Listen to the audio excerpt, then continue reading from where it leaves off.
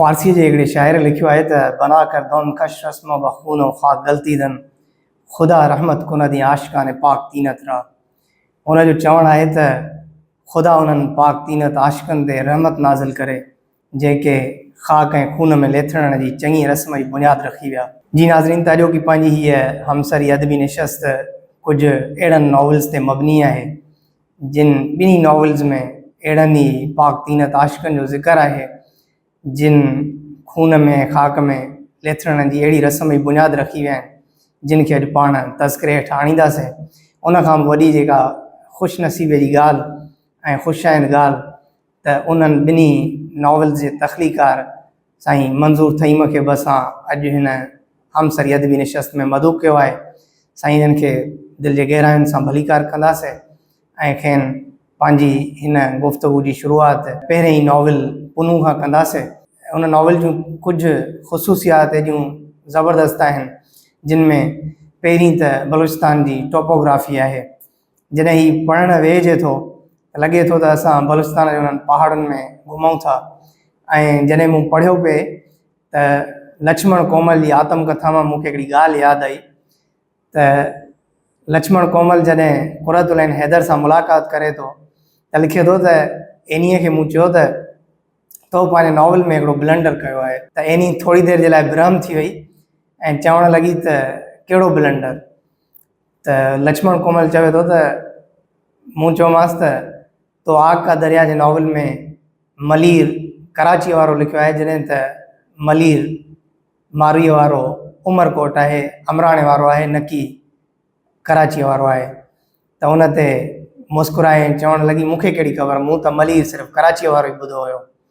सो कॾहिं कॾहिं असांजा तख़लीकार ऑन द ग्राउंड वञी जॾहिं शयूं न आहिनि ॾिसंदा ऐं सिर्फ़ु ॿुधल ॻाल्हियुनि खे पंहिंजे डॉक्यूमेंटेशन में आणींदा आहिनि त पोइ तॾहिं ईअं ई थी वेंदो आहे। पर जॾहिं पुनू नॉवल पढ़ंदव तव्हां हैरान थी वेंदव त हुन में जेका बलूचिस्तान जी टोपोग्राफी ॾिनल आहे त उन में केॾा ख़ूबसूरत मंज़र साईं मंज़ूर तईम साहिबु ॾिना आहिनि। सो पाण नॉवल जी शुरूआत ई बलूचिस्तान जे हिन पहाड़नि खां कयूं था ऐं टॉपोग्राफी खां कयूं था त साईं हुते बलूचिस्तान में केतिरो वक़्तु बसर कयो ऐं हिन सॼी मंज़र कशी में हुननि खे कीअं इहे सभु शयूं मिलियूं। महिरबानी महसूस है एक्चुअली टोपोग्राफी खां वधीक बलूचिस्तान जे जेके नौजवाननि जी तकलीफ़नि अज़ियतनि ते मबनी नॉवल आहे। ज़ाहिर आहे त मां किन के तरह सां पहाड़ी रीजन जी जेका सराउंडिंग जो माण्हू आहे उनजो तालुक जोई सां आहे जेको सॼो पहाड़ी इलाइक़ो आहे। त इहे पहाड़ जेके कनेक्ट कनि था बलूचिस्तान खे उहे किन के तरह सां मुंहिंजी ज़िंदगी जो हिसो रहिया आहिनि। मुंहिंजी सॼे मिज़ाज में, मुंहिंजे सोचण में, मुंहिंजे सम्झण में ऐं कल्चर में उहे रची बसी विया आहिनि।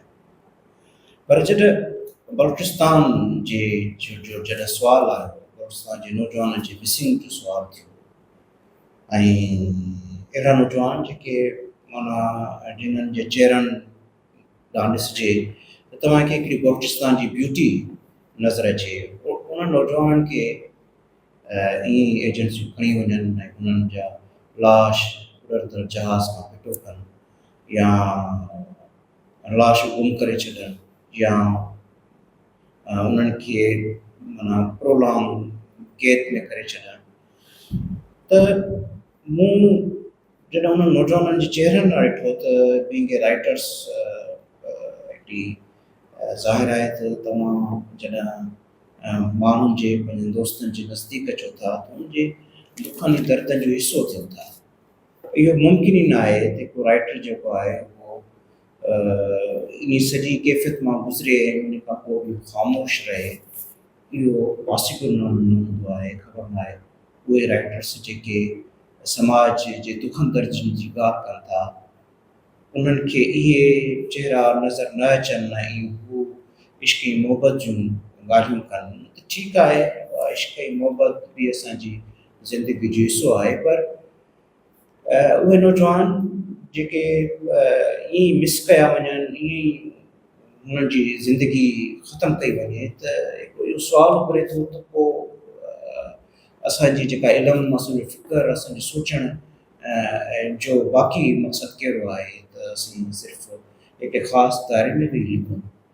लिहाज़ा मूं ट्रेवल कयो ऐं बलूचिस्तान जी काफ़ी इलाइक़नि खे मूं पाण ॾिठो, जंहिंमें ग्वादर आहे, उन खां पोइ नसीराबाद वारे पासे हली वियुमि, क्वेटा थी हली वियुमि, पंजगूर जो तस्करो आहे। हा, पंजगूर ताईं हली वियुमि। त इन जे दौरान ऐं मुंहिंजी माना शागिर्दी वारी ज़िंदगी में बलोच दोस्तनि सां, ख़ासि तौर ते जेका उन वक़्तु BSO वधीक एक्टिव हुई, उन्हनि दोस्तनि सां बि हिकिड़ो मुंहिंजो सियासी हिकिड़ो रिश्तो रहंदो आयो पिए, जिन्हनि खां मूंखे इहा मालूमात मिलंदी रही पिए।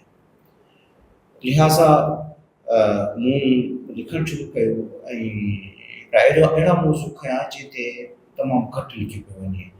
इहे ख़ासि तौर ते या सिंध जो राइटर जेको आहे उहा बलूचिस्तान जी जेका आहे सूरत हाल ते या बलूचिस्तान जी जेका आहिनि उहा इंसानी हक़नि वारे सुवाल ते लिखे, इहो ॾाढो ॾुखियो हुयो।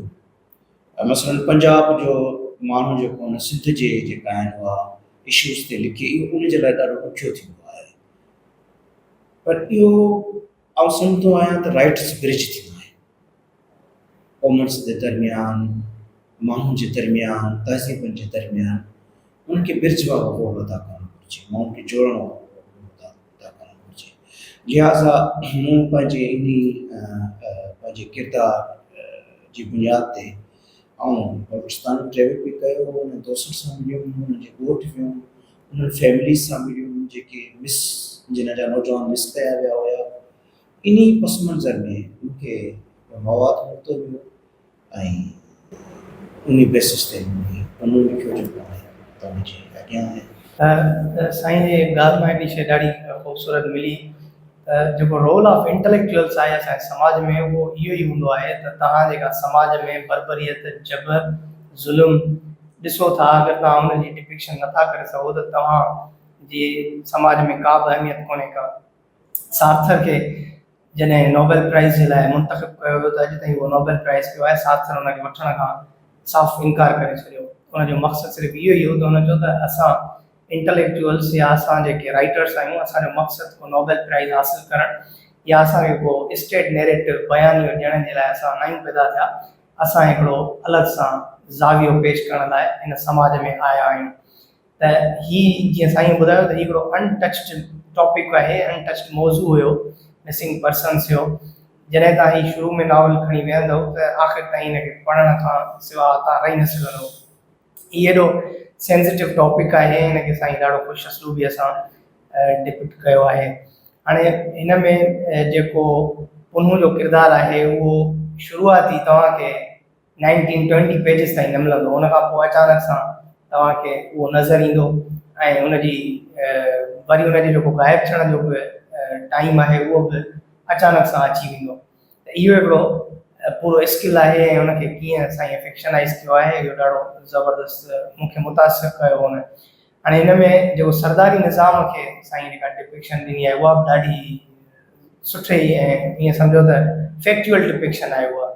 जेकॾहिं एंथोनी जो किताबु पढ़िजे थो पाकिस्तान हार्ड कंट्री, त हुन में हू सरदारी निज़ाम खे ॾाढो पॉज़िटिवली डिपिक्ट करे थो ऐं हू चवे थो त जिते लोअर कोर्ट्स, हाई कोर्ट्स ऐं सुप्रीम कोर्ट्स फ़ैसिले में वॾो वक़्तु लॻाए छॾींदियूं आहिनि, हुते सरदार उहो 24 आवर्स जे अंदरि केस रिज़ॉल्व करे छॾींदा आहिनि ऐं हुन में हुन बलोच माण्हुनि जा बि पॉइंट ऑफ व्यूज़ वरिता आहिनि ऐं उहे उन्हनि खां उन्हनि जा पॉइंट ऑफ व्यूज़ हुन लिखिया आहिनि। इहो साॻियो ई सवाल असां मंज़ूर थीम साहिब खां कंदासीं त सरदारी निज़ाम खे कीअं था ॾिसो तव्हां, आया स्टेट उन्हनि खे सपोर्ट करे थी त इन निज़ाम खे ईअं ई हलाइनि, या ही हिकिड़ा पंहिंजे समाज जे लाइ के फ्यूडल्स हिकिड़ा पॉज़िटिव किरदार अदा कनि था। अच्छा, त सरदारी निज़ाम कोन्हे, सरदारी असां वटि ख़ासि तौर ते जेके कॉलोनियल जेके स्टेट रहियूं आहिनि,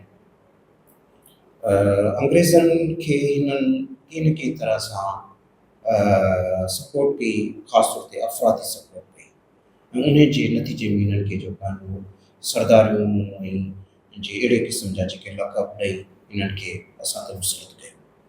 हिकु सिस्टम कोन्हे, हिकु निज़ाम कोन्हे। ही उहे माण्हू आहिनि जेके गैंग वार ऐं क़बाइली क़िस्म जा जेके हिकिड़ा फोरू क़िस्म जा माण्हू हुआ जिन इलाइक़नि ते जेको कंट्रोल करे पंहिंजनि माण्हुनि जे ज़रिए उन्हनि इलाइक़नि जे माण्हुनि खे जेको आहे उन्हनि ते टैक्स लागू करे पंहिंजो जेको राज क़ाइमु कयो छाकाणि त अंग्रेज़नि जी ज़रूरत हुई ब्रिटेन जी छाकाणि त उन वक़्तु जेके कॉलोनियल एंटी कॉलोनियल जेके मूवमेंट हलियूं पए जेके जिन जो रूट्स जेके आहिनि उहे आम हारियुनि ऐं मस्तूरनि में जेके ऑपरेस जेके नेशन्स हुयूं उन में हुयूं उन्हनि रूट्स खे उखेड़ण जे लाइ हिननि खे हिकिड़ा पॉकेट्स पैदा करणा पिया सिंध में बि कयूं पंजाब में बि कयूं बरसात में बि कयूं ठीकु आहे न हाणे उन माना इन्हनि पॉकेट्स खे रखण जो सबबु जेको हुयो उहो हुयो त ऑपरेस जेके मूवमेंट आहिनि या एंटी कॉलोनियल जेके मूवमेंट आहिनि उन्हनि खे कंट्रोल करे सघे उन्हनि खे जो कंहिं तरह सां काबू में करे सघिजे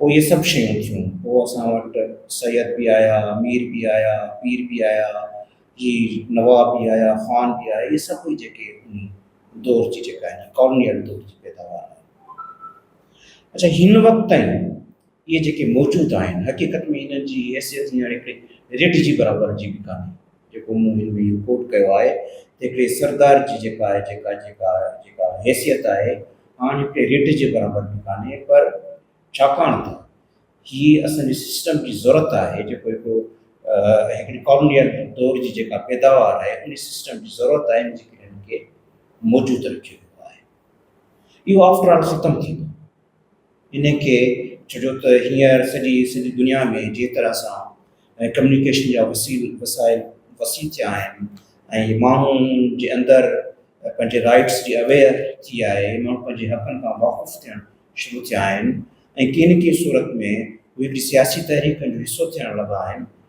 त उन जे नतीजे में हिननि जो हाणे इख़्तिताम शुरू थियो आहे इहे ख़तमु थियण तरफ़ वञनि पिया पर अञा ताईं जेको हिननि जो रहण जो जेको सबबु इहो आहे त ही रियासत हाणे पंहिंजी शिकस्त खे क़बूल करण लाइ तयारु कोन्हे लिहाज़ा इन में ही सभु जेके आहिनि हाणे हिक ॿिए जा जेके आहिनि उहे हिसो थी करे हिन रियासत जो बाक़ी जेको आहे उहो हिन सिस्टम जो के रहण जी आहिनि मसलन आउं तव्हांखे हाणे रिसेंटली तव्हांखे हीअ ॻाल्हि शेयर कयां तव्हां रिसेंटली वियो ग्वादर अच्छा ग्वादर जे अंदरि माना जेका उन वक़्त में हिकिड़ी जलसो हुयो राजी मुची जे नाले सां हिकिड़ो जलसो पिए थियो ग्वादर में राजी मुची जो मतिलबु इहो आहे त नेशन बेस ते हिकिड़ी गजा उन नेशन्स बेस ते हुनजो जेको नैरेटिव हुयो हिननि जेका पाकिस्तान यकजहती कमेटी जो जेको नैरेटिव हुयो उहो हुयो त भई हिन जलसे में को गोटी कोन्हे को मक्सी कोन्हे ठीकु आहे न को जेको आहे उहो मरी कोन्हे हीअ त सभु बलोच आहे यानी कि असीं हिकिड़ी नेशन्स में कन्वर्ट जॾहिं थींदासीं माना सिंधी जॾहिं नेशन्स में कन्वर्ट थींदो पंहिंजे सोशल पॉलिटिकल राइट्स खां जॾहिं वाक़ुफ़ु थींदो इस नेशन्स में कन्वर्ट थींदो त हीअ अहिड़े क़िस्म जा जेके यूनिट्स आहिनि सरदार ख़ान नवाब ऐं जेके असां वॾेरा इहो यूनिट ख़तमु थी नेशन में जेको ट्रांसफर थियासीं त हाणे असांखे नेशन्स में ट्रांसफर थियणु नथा ॾियनि जंहिंजे करे असांजा ही इदारा तबाह था कनि मसलन जामशोर जी तव्हां मिसाल वठो त 5 इदारा हिन हिकिड़े ई शहर में आहिनि पर उन 5 इदारनि जो जेकर तव्हां टीचिंग स्टैंडर्ड ॾिसंदो उन्हनि 5 इदारनि जो जॾहिं फिलोसॉफिकल तव्हां उनजी स्टडी कंदो उनजी हिस्ट्री सब्जेक्ट खे जेको उनजो जेको हिस्ट्री जो जेको सब्जेक्ट आहे या हिस्ट्री डिपार्टमेंट आहे उनजी तव्हां जेका हालत ॾिसंदो त तव्हां चवंदो त भई माना हिन मुल्क खे न हिस्ट्री जी ज़रूरत आहे तव्हांखे ईअं फील थींदो न फिलोसॉफी जी ज़रूरत आहे न आर्ट जी ज़रूरत आहे ख़बर ई न आहे त हिन मुल्क की बाक़ी कहिड़े शइ जी ज़रूरत आहे नॉन आर्बिट्ररी हा त लिहाज़ा असांजी इन सभिनी शयुनि खे ख़तमु करण जो सबबु इहो आहे त असीं नेशन ॾांहुं ट्रांसफर न थियूं हिकिड़ी क़ौम ॾांहुं ट्रांसफर न थियूं हिकिड़ी क़ौम न बणिजो इन जे करे असांजो आर्ट असांजो फ़लसफ़ो असांजी सियासी तहरीकूं उन्हनि खे ही दीवार सां लॻाइनि पियूं की न की तरह सां उन्हनि खे दॿाइनि पियूं, असांजे हीरोइन खे हैंग कनि था, मारनि था। असांजी पुलिटिकल तहरीकूं जेके इंडिजीनियस आहिनि उन्हनि खे कीअं बि थोरो सो बर्दाश्त कनि थिया। इहो ई रीज़न आहे जेको हिन वक़्तु ताईं निज़ाम खे खणी हलाइनि पिया जेको आहे सही। केॾी सुठी ॻाल्हि असांखे मिली त असां जेकॾहिं अगरि हिकु नेशन में तब्दील थींदासीं त इहो अल्टीमेटली जेको नुक़सानु थींदो उहो हुन सगारी क़ुवत खे थींदो, जेका सगारी क़ुवत 75-78 साल खां चाहे पई त हर क़ौम खे इंफीरियर कयो वञे, उन्हनि जो इस्तहसाली कयो वञे। सो हाणे इनखे असांखे सोचणो आहे त कीअं असांखे पंहिंजो पाण खे पंहिंजी ज़ातियूं ऐं क़बीला छॾे असांखे हिकिड़ी क़ौम में तब्दील थियणो आहे। ऐं जीअं साईं ॻाल्हि कई त हिकिड़ो ई सिटी आहे, उन हिकिड़े सिटी में हेॾा वॾा 5 इदारा आहिनि, पर उन्हनि इदारनि जी तबाहकुन हालत आहे। उनजो ज़िम्मेवार केरु आहे? इन ते असां जेकॾहिं न सोचींदासीं त ॿी का बि खिलाई मखलूक अची हिन वर्कआउट न कंदी। सो हाणे ॿियो हिकिड़ो जीअं त हाणे साईं मंज़ूर फहीम साहिब जो जेको कमु आहे या हुननि जो जेको एक्टिविज़म तरफ़ या हिकिड़ो पूरो सियासी अदब लिखनि पिया हो, त हुननि इहो सुवाल बि हिते जाइज़ थिए पियो त हीउ जेको कल्चरल डिक्लाइन आहे चइनी प्रोविंसिस जो, इहो आया हिकिड़ो स्टेट नैरेटिव आहे या इहो फ्यूडल नैरेटिव आहे? पहिरीं त मां हिनखे कल्चरल डिक्लाइन न चवंदुसि, छो जो त कल्चरल फ्रॉम डिकेड्स असांजे माना मिज़ाज में रचल बसल हिकु जनरेशन खां ॿी जनरेशन खां ट्रांसफर थींदा आहिनि। मसलन असां वटि हिकिड़ी रिच पंहिंजी लैंग्वेज आहे जेका ट्रांसफर थींदी अचे पई असांजी जनरेशन टू जनरेशन। ऐं ईअं हर नेशन्स जूं पंहिंजो जेको कल्चरल आहे कल्चर आसूदा थींदा आहिनि। अच्छा, उन्हनि जी आसूदगी महसूस थींदी आहे। मसलन सिंधी कल्चर जेकॾहिं तव्हां उनजो जाइज़ो वठंदव त उन में तव्हांखे केॾो शानदार म्यूज़िक मिले थो, ठीकु आहे। तव्हां ज़रीना बलोच खे बि ॿुधो त तव्हांखे महसूस थींदो त भई असां केॾा आसूदा आहियूं।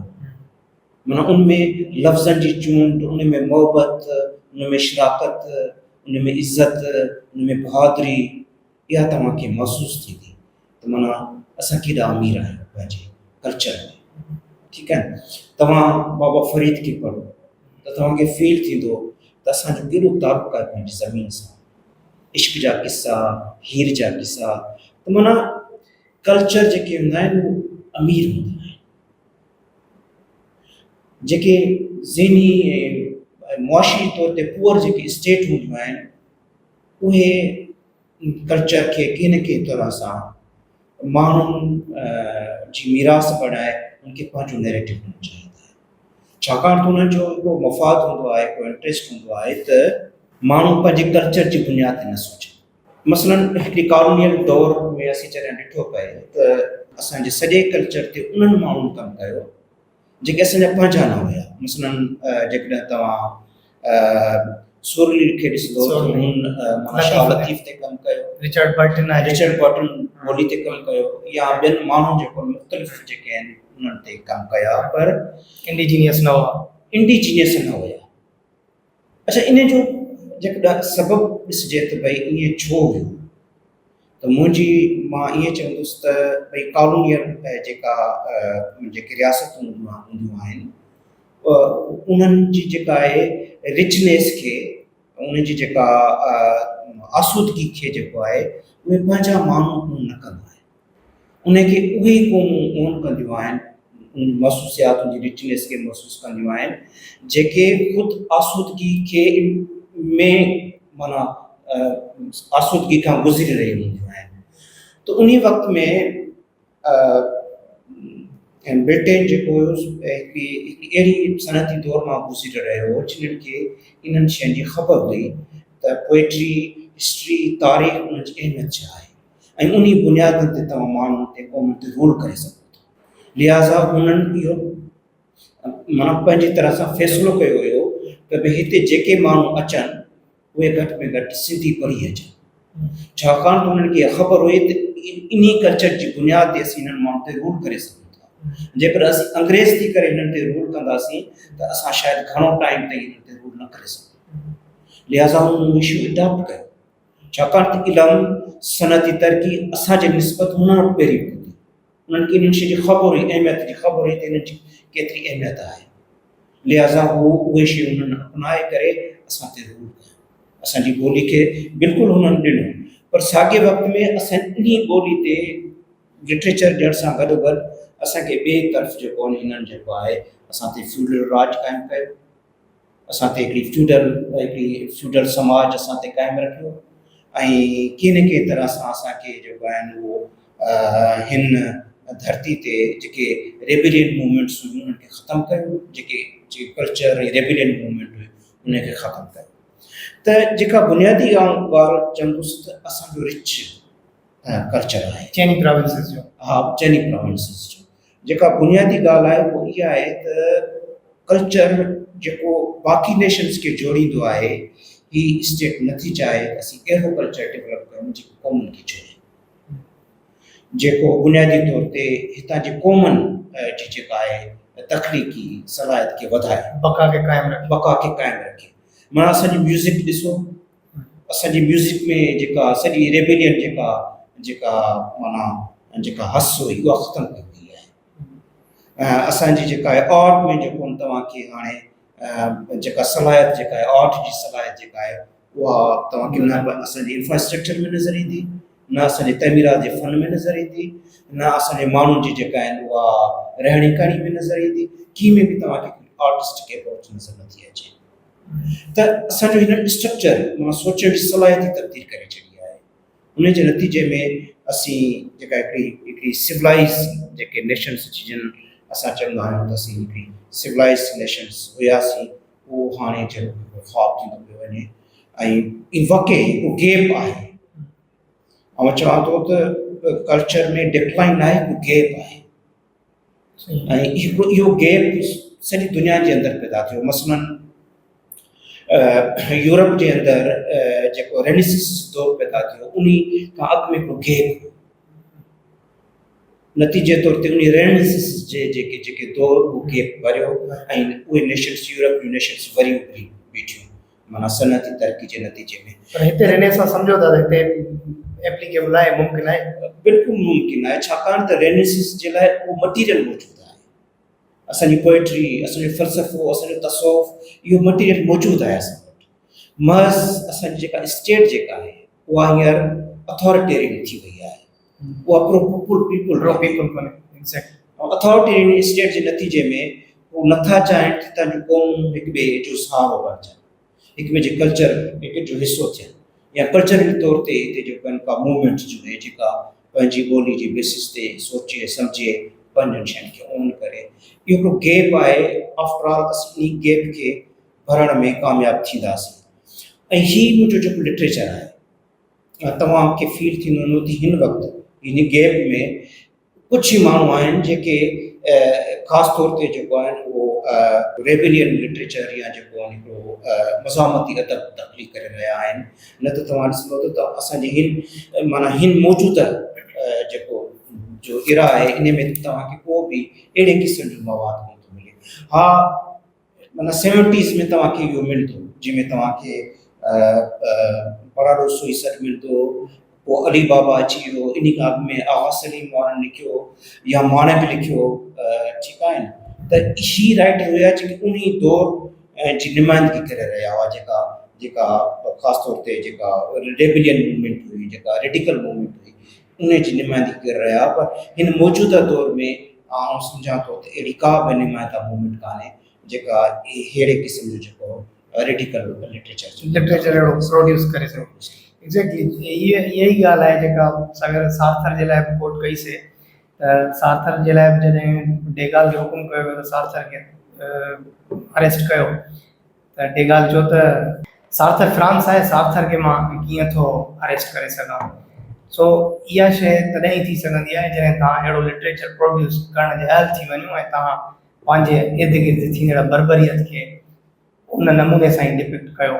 हाणे जॾहिं असां साईं जो हींअर जेको ताज़ो ई ॿियो नॉवल पब्लिश थियो आहे तपिश, उहो जॾहिं खणूं था त उन में असांखे वरी उहे साॻे ई ओरड़ा असांखे मिलनि था। नज़ीर अब्बासी मिले थो, नासिर हुसैन मिले थो। त इहे उहे माण्हू हुआ जिन हिकिड़ी पॉलिटिकल मूवमेंट्स ऐं उन खां अलावा जेको हिकिड़ो रेज़िस्टिंग ओपिनियन रखियो हुयो, उन्हनि करे बि इहो फॉलोइंग वारो रवैयो न रखियो त असांखे जंहिं पासे हिकिड़ी पूरी लाइन हले पई असांखे उन पासे हलिणो आहे। लतीफ़ वारे शेर ते ई उहो हलिया त अखि उल्टीदार व उल्टो आम सी।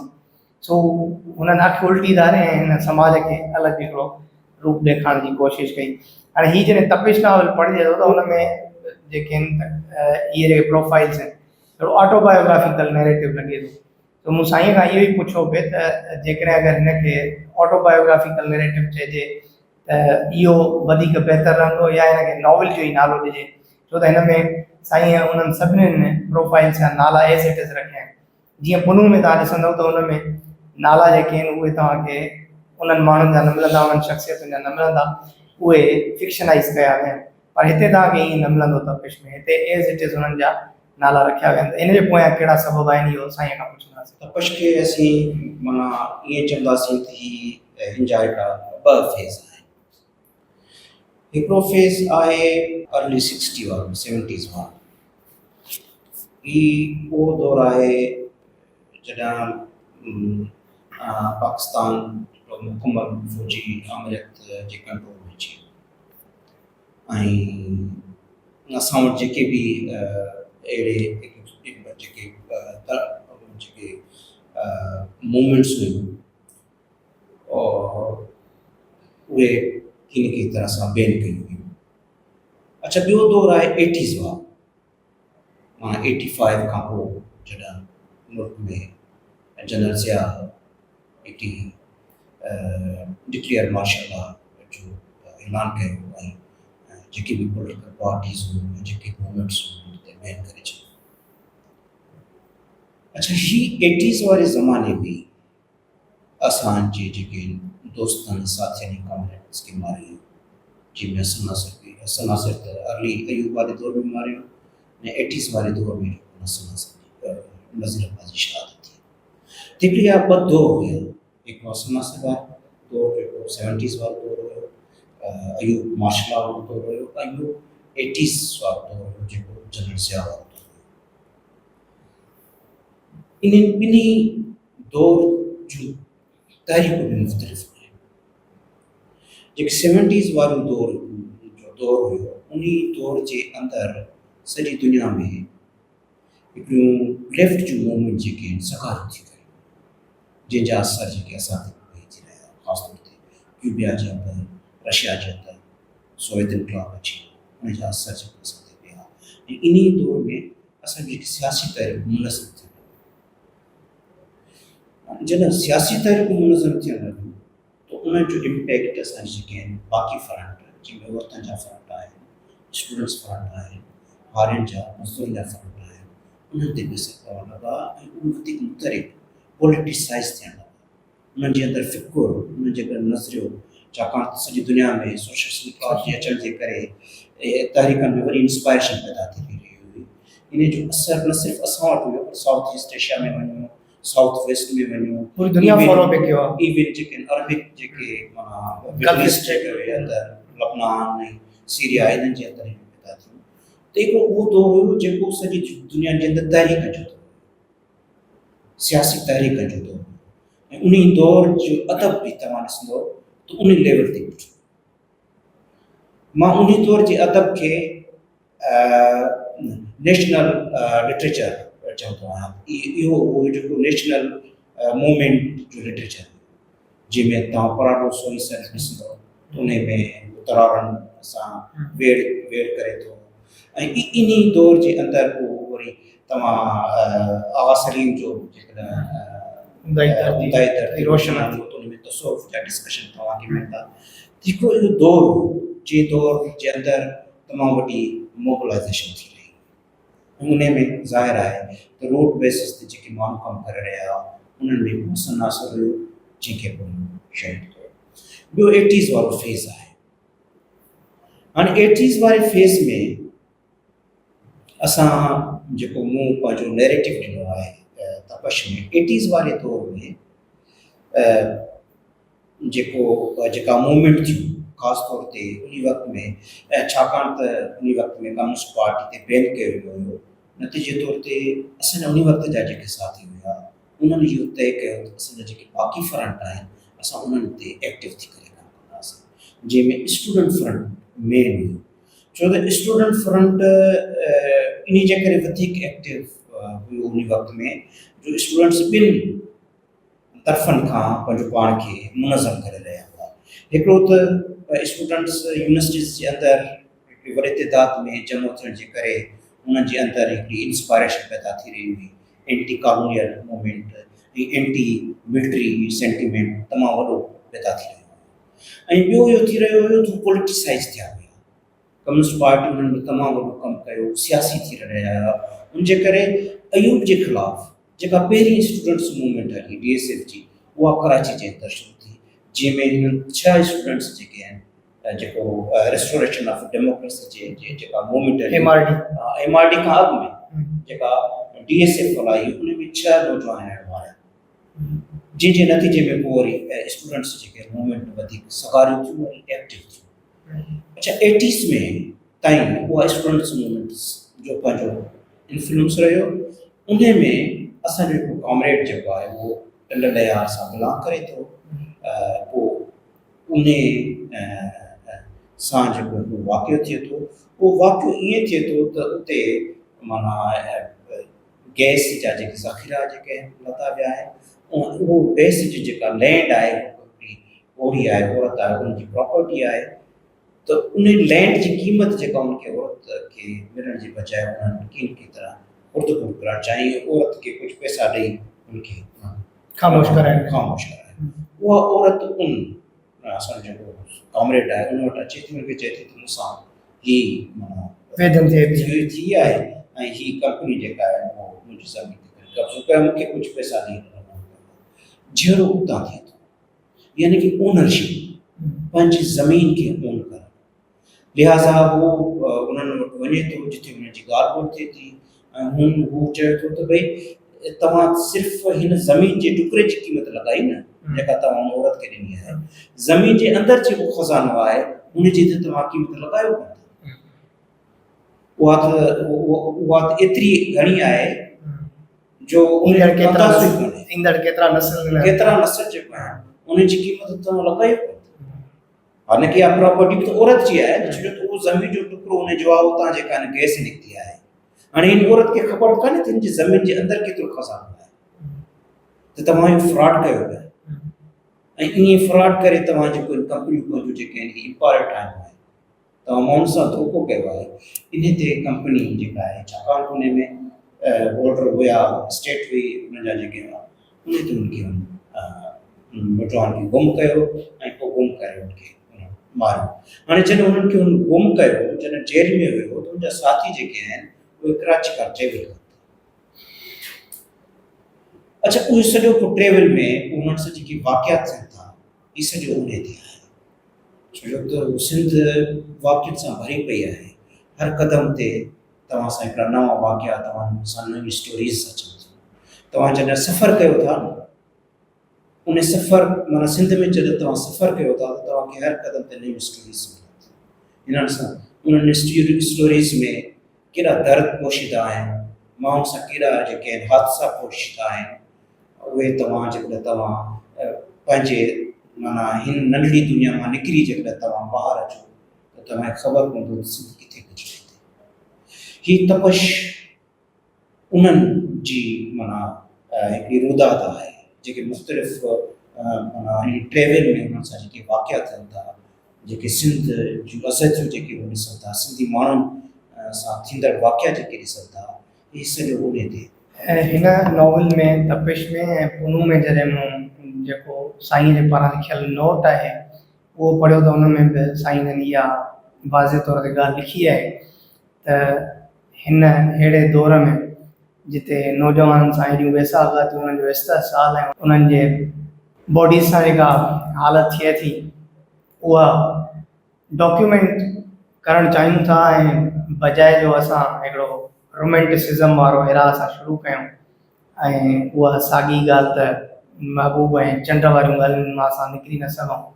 इन जे करे इहो साईं जो मूं जॾहिं पढ़ियो त इन नोट मां ई ख़बर पइजी वई त हिकिड़े माण्हूअ जी ज़हनी ऐं जेको मुतालियो आहे उहो बि सम्झ में अचे थो।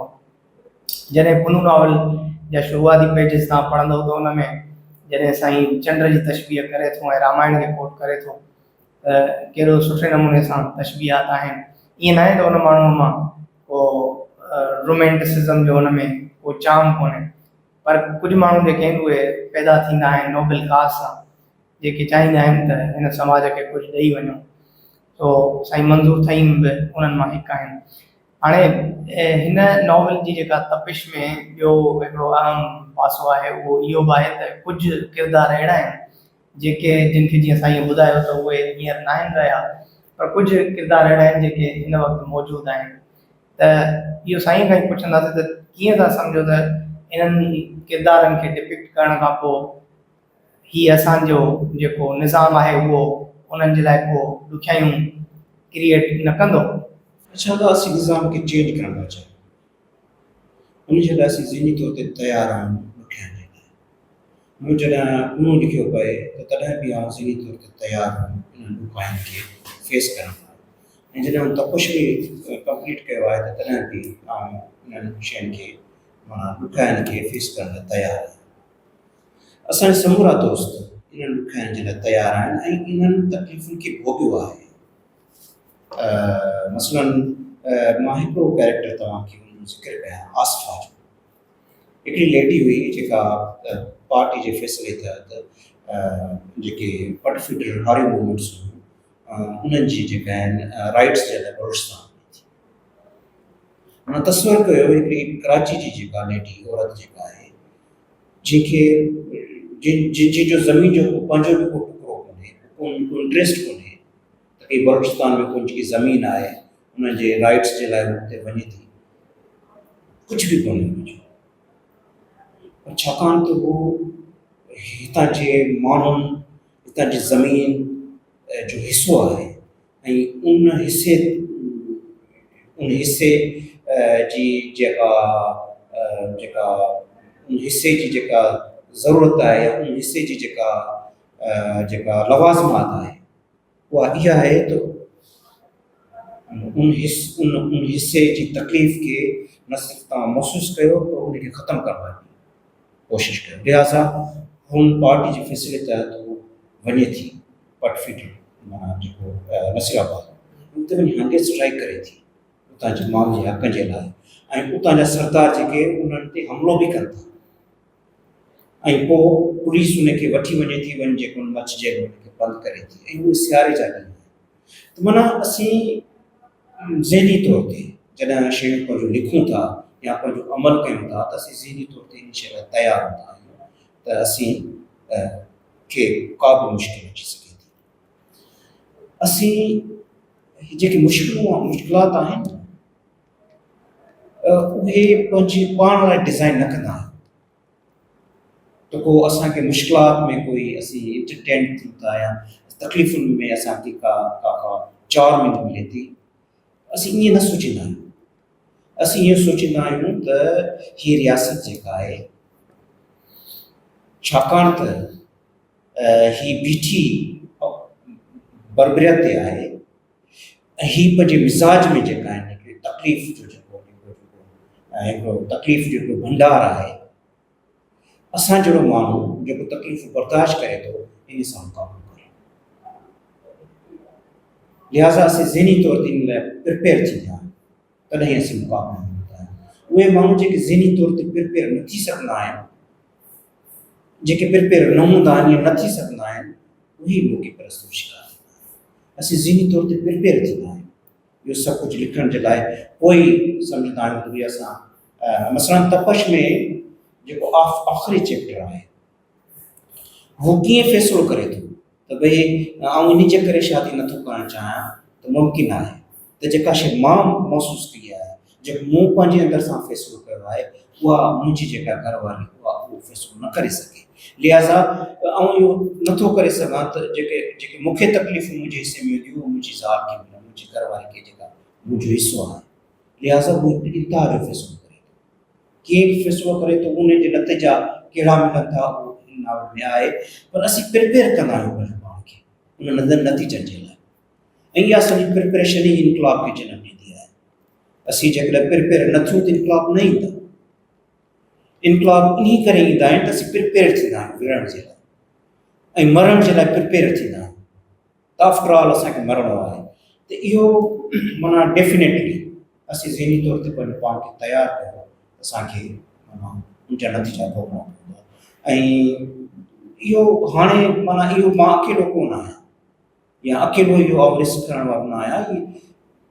हिकिड़ी फ्लो आहे, हिकिड़ी पूरी जनरेशन आहे, उहा ईंदी हिकिड़नि पंहिंजो रोल प्ले कयो, हिकु मां रोल प्ले कयां, फ्यूचर में बि थी हिकु फ्लो आहे। ई ज़िंदगी ईअं ई रवां दवां थी त हिन में हिकु ॿियो चैप्टर आहे जॉब वारो, जेको इम्पोर्टेंट चैप्टर आहे, त उहो कीअं हिकु स्टेटस को खे चैलेंज कनि था, अक़ीदत ऐं ब्लाइंडनेस खे चैलेंज कनि था। ईअं हिकिड़ो ट्रेवल आहे। इन में उहो सजादा नशीन जो जेको ज़िक्र आहे, तव्हां सजादा नशीन खे डिपिक्ट कयो आहे। जी हा, त भई तोखे कहिड़ो राइट थो पहुचे जो, व्हाट इज हिज कंट्रीब्यूशंस। हा, त तूं कहिड़ी जेका आहे कंट्रीब्यूशन आहे, जो माण्हू अची जेको तुंहिंजा पेर छुअनि ऐं तुंहिंजे अॻियां जेको हथ ॿई बीहे, कहिड़ो तुंहिंजो रोल आहे। त इन्हनि शयुनि खे असांखे चैलेंज करे कयूं था ऐं उन जे नतीजनि जी परवाह न करण खां पोइ असीं अहिड़ी शयूं। जालिब जो तो मैं भी खाइफ नहीं तख्ता दार से, मैं भी खाइफ नहीं तख्ता दार से, मैं भी मंसूर हूँ कह दो अगयार से, क्यों डराते हो ज़िंदा की दीवार से, जुल्म की बात को जहल की रात को, मैं नहीं मानता मैं नहीं जानता।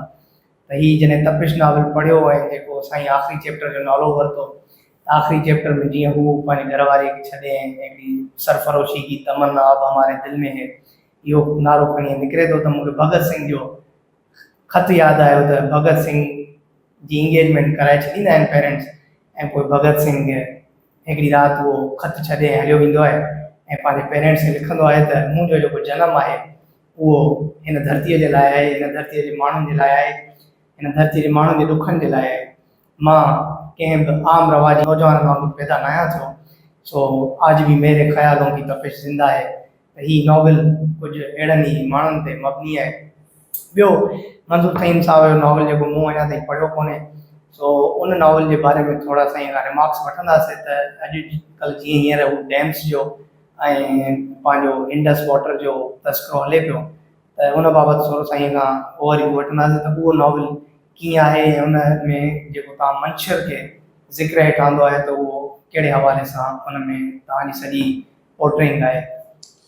एक्चुअली आउं माना उन रीजन जो आहियां, माना मंशर जी आसूदगी मूं ॾिठी आहे ऐं मंशर जी वीरानगी जॾहिं मां ॾिसां थो त सच में मूंखे बयान नथो करे सघां। हिकिड़ी लाइफ हुई, हिकिड़ी ज़िंदगी हुई, माना ईअं ई तव्हां हिकिड़ी फर्टाइल लैंड खे तव्हां उनखे जेको सिम में तब्दील करे छॾियो, गटर नालनि में तब्दील करे छॾियो, तव्हांखे कीअं फील थियो? हिकिड़े वहंदड़ दरिया खे, हिकिड़े आसूदे दरिया खे तव्हां गटर नाला करे छॾियो, तव्हांखे कीअं फील थियो? वेस्टमिनिस्टर ब्रिज खे जेकॾहिं करे छॾिजे गंदो त गंदो नालो करे छॾिजे, हा केरु तस्वीर कढाईंदो वेस्टमिनिस्टर ब्रिज ते।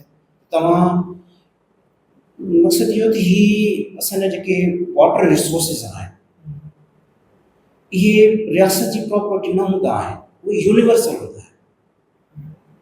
हीअ दरिया सिंधु दरिया को रियासत जी प्रॉपर्टी न आहे जो उन ते डैम हले, उन जी हैसियत यूनिवर्सल आहे।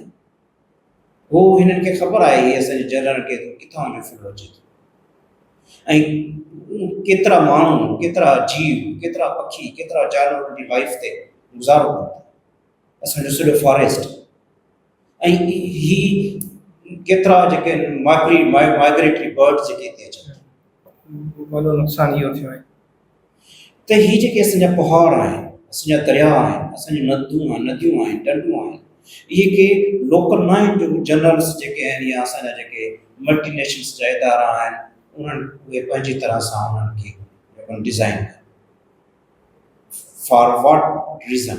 असीं डेवलपमेंट कयूं था, इन रीज़न जे करे का डेवलपमेंट हिननि मंशर खे डेली बैटरी माना ॼाणी वाणी जेको उन्हनि तबाह कयो। एक्चुअली जेका MNV ट्रेन हुई, जेको सिम नालो हुओ, जेको एक्चुअली उहो फ्लो कंदो हुयो माना इन में मंशर में, उहो फ्लो ईअं कंदो हुयो जो उन में जेके बारिश जो पाणी पवंदो हुओ उहो अची ड्रेन कंदो हुओ मंचूर में, लिहाज़ा मंचूर उन वक़्तु ताज़ी तवानी रहंदी हुई छाकाणि त बारिश जो पाणी हुन में पवंदो हुओ। पोइ हिननि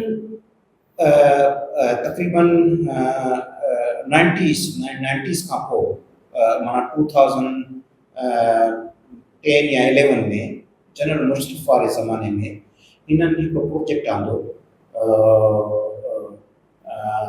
left bank out for drain LBOD या RBOD, उहो हिननि शुरू कयो। हुनजो मक़सदु हुयो त भई सिम नालनि जे ज़रिए असां जेके फीडर्स जूं जेके ज़मीनूं आहिनि उहे आबाद करे सघूं। हाणे ॾिसो न मुद्दो छा आहे, मुद्दो इहो आहे त भई सिम नाले खे खोटींदासीं ऐं जेको कोटरे उनखे ड्रेन कंदासीं समुंड में, ऐं उन सां छा थींदो जो असांजो तक़रीबन 1 लख खां वधीक एकड़ ज़मीन आबाद थींदी। अच्छा, हाणे उनजे अल्टरनेट ते कोन था सोचनि भई ठीकु आहे ज़मीन आबाद थींदी, ॿिया साइंटिफिक बि त वे आउट आहिनि, उन ते तव्हां सोचो। तव्हां सिम नालो कढी करे तव्हां वरी बि समुंड में उनजो छोड़ कंदो, इहो छो था कयो? वॾी इन्वेस्टमेंट था कयो तव्हां। And they know this thing. हा, उन ते तमामु वॾो किरायो थियो त भई इहो जेको सिम नालो अचे थो पियो इहो तव्हां जॾहिं ड्रेन कंदो समुंड में, समुंड खे त घस मिलंदो, उनखे शहर न अचण ॾियो। लिहाज़ा हीअ त फेल्यूअर प्रोजेक्ट आहे। हिननि ते तमामु घणी किराए थी, नतीजे तौर ते हिननि जेको कुझु कमु कयो हू पैसा अची विया। हिननि MNV ड्रेन खे जेको समुंड में खणी वञण जे बजाए उहो सिम नालो जेको ड्रेन कयो MNV ड्रेन में, ऐं उहो सिम नालो जेको आहे उहो जेको पॉइज़न ऐं जेके सिम में पेस्टिसाइड जो जेको पाणी आहे उहो सॼो ड्रेन कयो वञे, जेको हिनखे समुंड में खणी वञे। इहा साॻी प्रैक्टिस हिननि जेके न राइट बैंक में पई कई, माना उहो सिम नालो जेको अची पियो मीरपुर ख़ास खां अॻु में नवाब शाह आहे उतां जेको पंजाब माना सिंधु जो जेको राइट बैंक आहे उन पासे खां थींदो बदी खां खे वञी खारो छां खां ड्रेन करणो हुयो पंहिंजो समुंड में। हाणे हिननि करप्शन जे करे उहा ड्रेन करणु चाहियो पई शकूर ढंढ में। शकूर ढंढ जो अधु हिसो जेको पाकिस्तान में, अधु हिसो जेको इंडिया में आहे। राइट, ठीकु आहे। हाणे हिननि जॾहिं शकूर ढंढ में ड्रेन कयो त इंडिया वारनि एतिराज़ कयो त भई हीअ असांजी जेका फर्टाइल जेका आहे लैंड आहे, लेक आहे, उन में तव्हां जेको सिम पाणी छॾींदो थी सॼी लेक तबाह थी वेंदी। उन्हनि ते उन्हनि गिराए कयो ऐं हुननि केस जेको इंटरनेशनल कोर्ट में आंदो। नतीजे तौर ते हुननि शकूर ढंढ में उछलण जे बजाए उहा ड्रेन खणी आया, पोइ वरी हिननि समुंड में उछली। पर जीअं त मंचूर पाकिस्तान में हुई उन जे करे को किराए करण वारो कोन, को एतिराज़ करण वारो कोन, लिहाज़ा उहो ड्रेन हिननि मंचूर में कयो। मंचूर जी जेका आहे सॼी जेका आहे मेराइन लाइफ खे तबाह करे छॾियो, मेराइन इकोसिस्टम सॼो सिस्टम तबाह करे छॾियो। नतीजे तौर ते पखी अचण बंदि थी विया। हिन जेका पंहिंजो मंचूर जो जेको पंहिंजो अंदर फॉरेस्ट आहे उहो ख़तमु थियो, मच्छी ख़तमु थी, ज़मीन अंदर जेको पाणी आहे उहो ख़राबु थियो, मच्छी ख़तमु थी त मुहाणा जेके आहिनि उन्हनि माइग्रेट करणु शुरू कयो। लिहाज़ा इहा जेका सॼी लाइफ जेका जंहिंजी आसूदगी मूं पंहिंजनि अखियुनि सां ॾिठी उहा ख़तमु थी। हिकिड़ो नॉवल उन ते करे थो त भई मंचूर जी जेका आसूदगी उहा कीअं ख़तमु थी, उन्हनि जी फैमिलीज़ जो छा थियो, उन्हनि फैमिलियुनि को माइग्रेट कयो त माइग्रेट करण खां पोइ उन्हनि फैमिलियुनि सां जेके कहिड़ा इशूज़ थिया, इहे सॼो उन ते हींअर इन नॉवल जी तमामु ज़रूरत आहे त हिनखे पढ़िजे ऐं इहो हिकिड़ो जनरेट कजे डिस्कोर्स त कीअं हिकिड़ा जेके माण्हू अवेयर आहिनि शयुनि खां उहे पंहिंजो असांजे इकोलॉजिकल निज़ाम खे तबाह ऐं बर्बादु कनि था। एंथो लिविंग जे किताब में पाकिस्तान हार्ड कंट्री जॾहिं उहो पढ़ंदव त हुन हिकिड़ी लाइन लिखी आहे, उहो चवे थो त the only institute will survive in future times in Pakistan is a military institute. हाणे जेकॾहिं अगरि इहो ई सर्वाइविंग आहे त पोइ सोचे सघिजे थो ऐं सम्झी सघिजे थो त असांजे बाक़ी हिन सॼे निज़ाम खे कीअं हलाइबो, हिन ते असां सभिनीनि खे सोचणो आहे। सो पाण हाज़िर थींदासीं ॿिए दफ़े कंहिं ॿिए महिमान सां, कंहिं ॿिए किताब सां। साईं मंज़ूर सैन साहिब जा वॾा कुर्ब त असां वटि पेर भरिया आहियां। तव्हां सभिनी जी वॾी महिरबानी।